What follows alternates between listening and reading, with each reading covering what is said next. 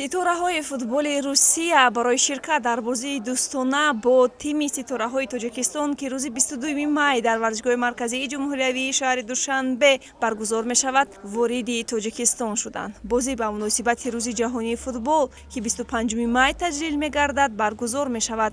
меҳмононро намояндагони Федератсияи футболи Тоҷикистон гарму самимӣ истиқбол гирифтанд.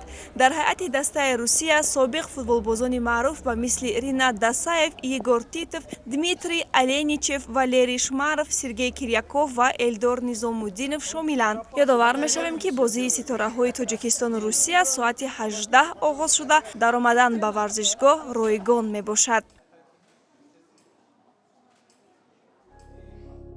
ҳамчунин дар осонаи бозии дӯстона бо ситораҳои футболи Русия дастаи Тоҷикистон тамринҳои пеш аз бозии худро дар варзишгоҳи марказии ҷумҳуриявӣ доир намуд. Дар ҳайати тими миллии Тоҷикистон футболбозони маъруф аз қабили Аслиддин Ҳабибуллоев, Раҳматулло Фузайлов, Акмал Хулматов, Рустам Хоҷаев, Суҳроб Ҳамидов, Тоҳир Муъминов, Субҳон Хоҷамов, Хуршед Маҳмудов, Нуъмонҷон Ҳакимов, Ҷомихон Муҳиддинов ва дигарон ба майдон мебароянд.